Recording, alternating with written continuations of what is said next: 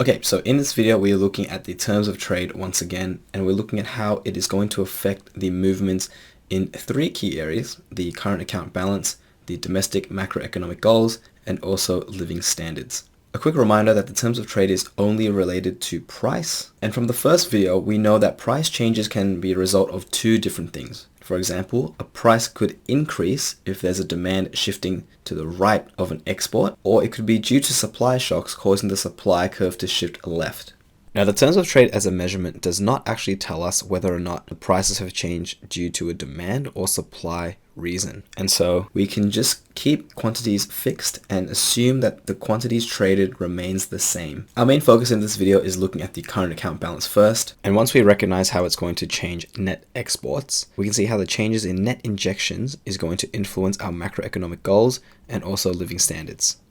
So a quick reminder that the terms of trade has two possible outcomes. There can either be a favorable movement or an unfavorable movement.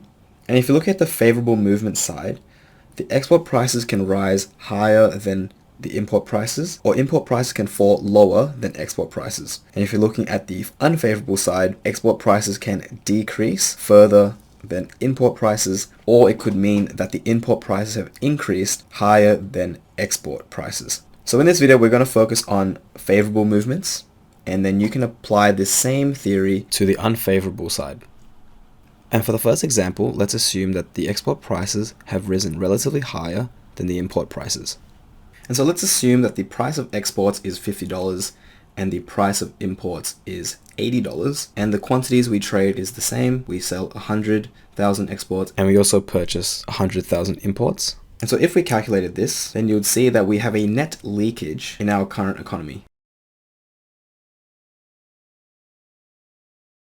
And so let's assume that this is simply the net goods category. And so we're currently experiencing a net leakage of $3 million.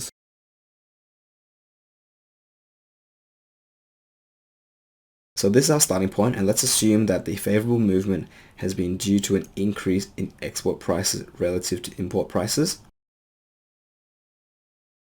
Then what you would see is that instead of a $3 million net leakage, it is going to be a $2 million net leakage.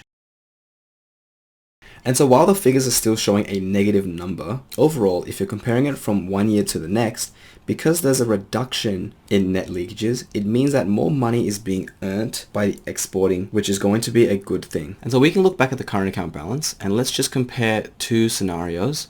And for the sake of example, let's assume that net services, net primary incomes, and net secondary incomes have remained the same as well. Due to the favorable movement, instead of a negative $3 million leakage, it has changed to $2 million.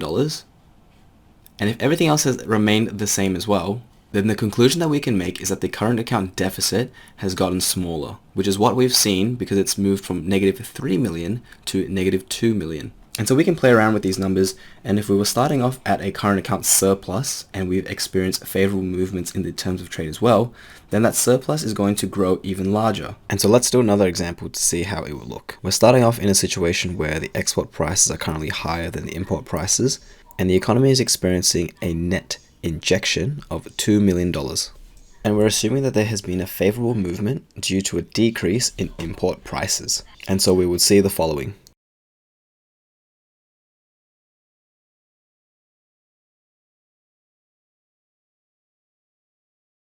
And so what we'd be seeing instead is that the net goods may have been at a $2 million surplus, which is what we can see on this table here.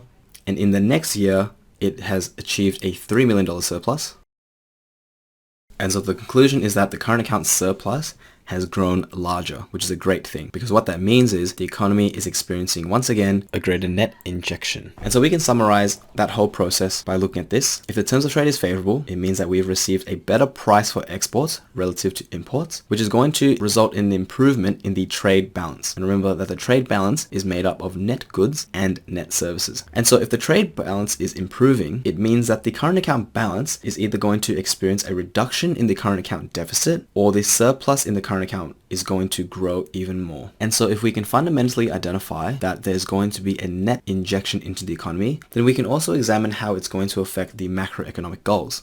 For economic growth and full employment, it's going to mean that if you review the aggregate demand equation and you're simply looking at the X minus M portion of aggregate demand, then if terms of trade is improving and we're receiving higher revenues, then it means that economic growth is being achieved because export incomes is rising. And since the export sector is experiencing an increase in their incomes, it may require them to produce more goods and services, which is going to demand labor resources. And so this is going to positively influence the goal of full employment. Now, if the terms of trade is favorable due to a decrease in import prices, this is also going to help incentivize businesses to expand their production, expanding their productive capacity, because they may face cheaper resource costs, for example, capital items and machinery, and they're also going to require labor to make sure those things work, and therefore it's going to help boost employment levels. When we review a favorable movement in the terms of trade and linking it to inflation, we need to first make an assumption as to whether the terms of trade has been a result of decreased import prices or increased export prices. And so if import prices are decreasing, it means that we're able to purchase cheaper goods and services from overseas. Now, from a business perspective, this can be a great thing because it means that costs of production may be lowered,